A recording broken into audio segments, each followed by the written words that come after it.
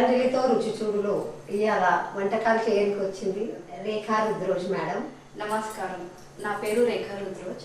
So నేను అన్నన మహిళా గృహోద్యోగి director ఉన్నా. అక్కడ ఇక్కడ నాకు అవకాశం ఇచ్చింది కల్పన అర్షన్పల్లి. ఈ వంటలు స్వరంజలి వంటల రుచి చూడు అనే కార్యక్రమానికి నన్ను ఆహ్వానించినందుకు ఆమెకు నేను ధన్యవాదాలు తెలియజేస్తున్నాను.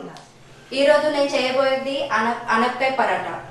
అది చాలా హెల్దీగా ఉంటుంది అంటారు. అది ఎలా చేస్తుందో ఒకసారి మనం చూద్దాం. సరే, ఈ రోజు నేను అనపకాయ పరాటా ఎలా చేయబోతున్నానో ఒకసారి చూద్దామా? చూద్దాం మరి. సో ఈరోజు నేను చెప్పబోయేది ఏంటంటే ఒక హెల్తీ ఫుడ్. ఇది పిల్లలకి పెద్దోళ్ళకి అందరికీ వర్కౌట్ అవుతుంది అండ్ అందరికీ ఆరోగ్యం బాగుంటుంది. అదేంటంటే అనపకాయ పరాటా. ఇది కొత్త రెసిపీ. నేను చాలా సంవత్సరాల నుంచి ఇదే చేస్తాను. మా పిల్లలకు కూడా ఇదే పెడతాను. Morning breakfast and evening snacks items కూడా నేను అదే పెడతాను. అండ్ షుగర్ ఉన్న వాళ్ళకి కూడా ఇది చాలా హెల్తీ బెనిఫిట్స్ ఉంటుంది. అండ్ కొలెస్ట్రాల్ ఉన్న వాళ్ళకి కూడా ఇది అనపకాయ పరాటా తింటే వాళ్ళకు కొలెస్ట్రాల్ కూడా పెరగదు అండ్ షుగర్ కూడా కంట్రోల్ ఉంటుంది.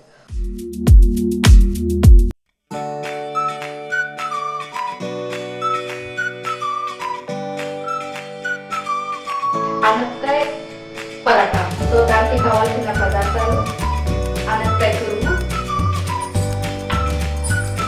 తురిమిన ఉల్లిగడ్డ, తురిమిన కొత్తిమీర అండ్ పచ్చిమిర్చి, వెల్లుల్లి, జీలకర్ర. ఇవి మూడింటిని పేస్ట్ చేయాలి. అండ్ ఉప్పు తగినంత.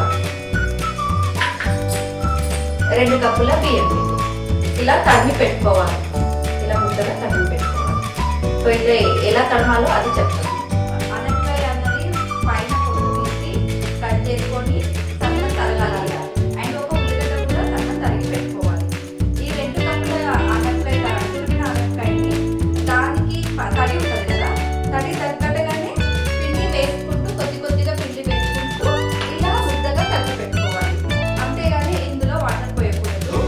అండ్ కలిపేటప్పుడు కొత్తిమీర, పచ్చిమిర్చి, వెల్లుల్లి, జీలకర్ర ఈ మూడింటిని మిక్స్ కలిపి ఇందులో కలిపి వేసుకోవాలి. అండ్ దీనికి తగ్గట్టుగా ఉప్పు వేసుకొని ఇట్లా కలిపి పెట్టుకుంటే ఇట్లా ముద్దగా వస్తుంది. చపాతీ పిండి ముద్దలాగా వస్తుంది అన్నట్టు. సో దీన్ని గోల్ గోల్గా మనం బాల్స్ చేసుకోవాలి. ఇదే చాలా హెల్తీ ఫుడ్. పిల్లలకి కానీ పెద్దవాళ్ళకి కానీ చాలా హెల్తీ ఫుడ్. అండ్ దీంట్లో ఆయిల్ అన్నది ఉండదు. బియ్యం పిండి కాబట్టి తొందరగా అనపకాయ అన్నది సర్వ చేస్తుంది మనకి. ఆరోగ్యానికి మంచిది. ఎందుకంటే సర్వపిండి అన్నది వేరు. మా అమ్మమ్మ నాయనమ్మ చేస్తుంది.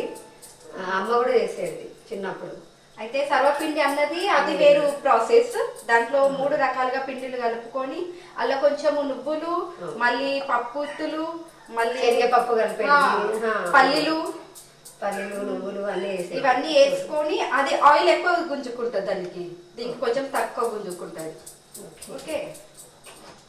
సో నేను ఇప్పుడు చిన్న చిన్నగా అప్పాలుగా కొద్ది మీకు కాల్చి చూపిస్తాను.